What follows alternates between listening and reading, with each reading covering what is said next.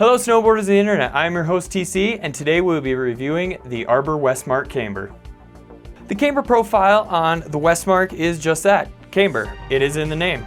So it does have uprise fenders right at the contact points on the nose and the tail.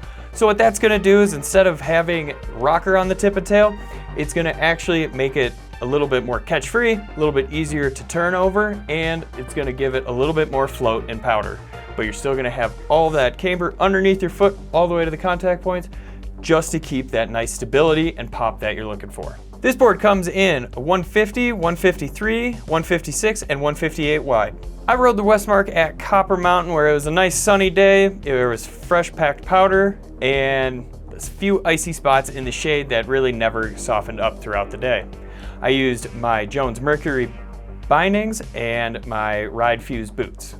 The flex of this board is really in the middle of the road, I would say, where it's extremely even from the tip to the tail since you don't have any of that rocker in the tip or tail. It keeps a really good flex throughout. When you're going to foot steer, like when you're approaching rails, anything like that, it is definitely manageable. It's not going to give you too much guff or anything too difficult where you can foot steer, get around all those kids, that sort of thing.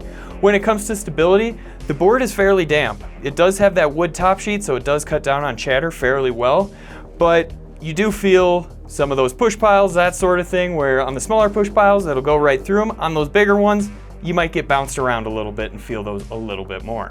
When it comes to popping and ollieing this board, it is easy to load. It is fairly stable when it comes to taking off and landing, but it just lacks when it comes to that actual snap back. Now when you're taking it off of the jumps, I would say let that lip do most of the work where you're not really going to get all that return out of the tail just like when you're ollieing, but you should have a fairly smooth landing. I would say probably keep it on that medium-sized jump line, and smaller, I probably wouldn't step to the big dogs with this one. When it comes to buttering this board, it does have a pretty nice butter zone on it. You will feel a little bit resistance, but don't let that scare you away. You don't have to throw all of your weight into the tail or the nose. When it comes to jibbing, this is where this board excels. It is extremely fun to jib on. With those uprise fenders, makes it easy to approach those rails. But also, when you start sliding them sideways, it does want to hold like either in between your feet or under your foot, depending on where you land on the rail. It cups it extremely nicely. It's not gonna like land on the rail and spring you off or anything like that. It just caresses the rail extremely well. When it comes to carving, at those slower speeds, like I said, you can foot steer it, but when you actually are trying to take those short, quick carves at a little bit faster speed, it doesn't do the best. It's gonna be a little bit wider underfoot, so I think that's why it feels a little bit slower. When it comes to those medium-sized carves, it does hold really well. With the larger drawn-out carves at really high speeds, it gets a little bit more squirrely, but those Euro carves at medium speeds, it grips the snow extremely well. The grip tech holds, and you can actually lay it down. This board is for that rider that literally just wants to grease rails. They're spending most of their time in the park. They're either on the tow rope or they're hitting pretty much any rail line there is. They're taking it in the streets, doing all of that stuff. Maybe they're getting out into the mountain a little bit when the park is just too packed after 2:30, but they're mainly going to be riding that park most of the time.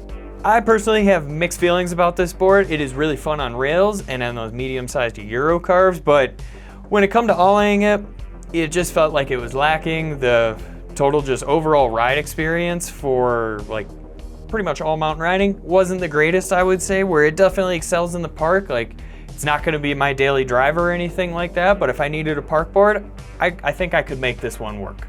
Comparable boards, the Salomon Huck Knife, the Ride Zero, and the K2 Afterblack. Recommended bindings, the Now Select Pro, the Union Force, and the Arbor Cypress. This has been my review of the Arbor Westmark snowboard. Do you agree? Do you disagree? Do you own one? Are you gonna buy one? Leave a comment down below. I wanna know what you guys think. If you're new here, make sure you subscribe, click that bell, turn on those notifications. If you wanna support us further, you can head on over to Angry Snowboarder VIP. Sure, I could explain it here, but we have a great video over there getting into it really in depth. And as always, guys, I've been your host, TC. I'll see you out on the mountain.